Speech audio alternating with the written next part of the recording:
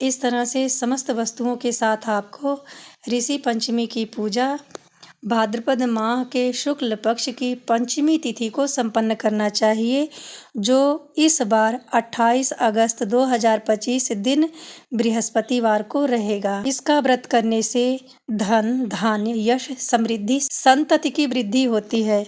आप आरोग्य रहेंगे, निरोगी रहेंगे और अंत समय में आपके पुण्य प्रताप से, आपके पूजा पाठ से प्रभु प्रसन्न होकर आपको मोक्ष की प्राप्ति भी कराएंगे।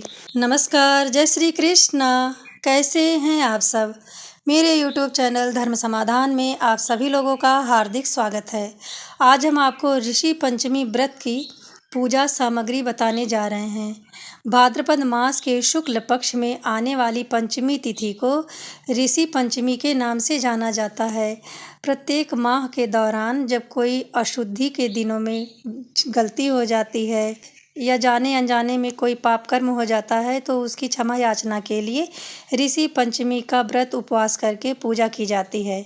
इसकी पूजा की सरल सामग्री क्या है आप जान लें। आप मिट्टी से सप्तऋषि और माँ अरुंधति की आकृति बनाएं। आप मिट्टी में गंगा जल, घी जरूर डाल दीजिएगा। इस तरह से आप माँ अरुंधति का गोल और सप्तऋषियों का पिंड बनाइएगा। अगर आपको मिट्टी ना मिले तो आप सुपारी रख कर के या आप हल्दी की गांठ रखकर भी पूजा संपन्न कर सकते हैं।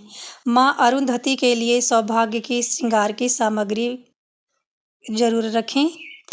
जो भी आपके पास हो पाता है वह सामग्री जरूर ही उन्हें आपको देनी है। आप साड़ी भी रख सकते हैं, श्रृंगार की सामग्री भी रख सकते हैं, पूर्ण रूपेण आपकी इच्छा है। आप चाहें तो नहीं भी रख सकते हैं। आपको 7 जनेऊ लेनी है सप्तऋषियों के लिए। आप सप्तऋषियों का नाम भी जान लें, जिसमें पहला है ऋषि अत्रि, दूसरा है कश्यप, तीसरा है भारद्वाज, चौथा है विश्वामित्र, पांचवा है गौतम ऋषि, छठवां है ऋषि जमदग्नि, सातवां है ऋषि वशिष्ठ और माता का नाम तो आप लोग जानते ही हैं, अरुंधति। माँ अरुंधति को आप चुनरी समर्पित कीजिएगा। आप इन्हें साड़ी कह रहे हैं ना, हम पहले से ही आप साड़ी भी समर्पित कर सकते हैं। साड़ी नहीं देना चाह रहे हैं, नहीं सामर्थ्य है तो आप इस तरह से चुनरी भी समर्पित करें। आप जब समस्त वस्तुएं विसर्जित करें तो चुनरी को विसर्जित नहीं कीजिएगा। आप अपने घर के मंदिर में जो भी देवियां हैं बाद में यह चुनरी उन्हें ओढ़ा सकते हैं। फूल भेंट कीजिएगा। जो भी फूल आपको सरलता से मिल जाए वही आप सप्तऋषियों को और माँ अरुंधति को समर्पित करें। फूल के लिए आप लाल, पीला, नीला नहीं देखिएगा। आप एक मिट्टी के दीपक में भैंस का घी डाल करके दीप प्रज्वलित कीजिएगा।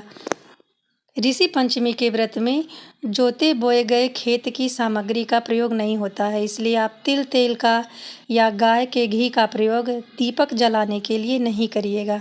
फल रख लीजिएगा। आप बारी बारी से सप्तऋषियों को भी फल दे सकते हैं और आप इस तरह से एक प्लेट में रखकर सबका भोग समर्पित कर सकते हैं। 1 लोटा जल भोग समर्पित करने के बाद में प्रस्तुत करें। आप सप्तऋषियों को पीला चंदन लगाइएगा और माता अरुंधति को आप रोली लगाइएगा। इस पूजा में अक्षत या तिल का प्रयोग नहीं होता है। आप संकल्प लेते समय भी हाथ में सिर्फ फूल ही लीजिएगा। वस्त्र स्वरूप मौली दीजिएगा और प्रथम पूज्य गणपति को अपनी चौकी पे फूल का आसन देकर जरूर विराजमान कीजिएगा। आप इस तरह का आसन भी प्रयोग कर सकते हैं। गणपति प्रथम पूज्य होते हैं, बिना इनके कोई पूजा आपकी निर्विघ्न पूर्ण नहीं होती है। इसलिए कोई भी पूजा करें तो गणपति को जरूर विराजमान करें। सबसे पहले गंग गणपतये नमः बोल करके उनका ही आवाहन करें। आप एक रुमाल रखें अंग पोषण के लिए। धूप प्रज्वलित करें। कपूर से आरती कीजिएगा। जो भी आपने साक्षी धूप दीप प्रज्वलित किया है उससे आरती ना करें। आरती सदा ही आपको कपूर से और खड़े होकर करनी चाहिए। आप यह पूजा अकेले या मोहल्ले की समस्त महिलाओं को एकत्रित करके प्रातः काल में संपन्न करें, क्योंकि ऋषि पंचमी की पूजा प्रातः काल ही की जाती है। आप शाम के समय चंद्रमा को अर्घ देकर व्रत पूर्ण कर सकते हैं या आप चाहें तो अगले दिन दान दक्षिणा दे करके व्रत का पारण कर सकते हैं। आप रुई का बाती रखिएगा दिया जलाने के लिए। दान दक्षिणा भी ज़रूर समर्पित करें ताकि पूजा में रही सही कमियों के लिए आपको क्षमा मिल सके। इस तरह से समस्त वस्तुओं के साथ आपको ऋषि पंचमी की पूजा भाद्रपद माह के शुक्ल पक्ष की पंचमी तिथि को संपन्न करना चाहिए, जो इस बार 28 अगस्त 2025 दिन बृहस्पतिवार को रहेगा। इसका व्रत करने से धन, धान्य, यश, समृद्धि, आप आरोग्य रहेंगे, निरोगी रहेंगे और अंत समय में आपके पुण्य प्रताप से, आपके पूजा पाठ से प्रभु प्रसन्न होकर आपको मोक्ष की प्राप्ति भी कराएंगे।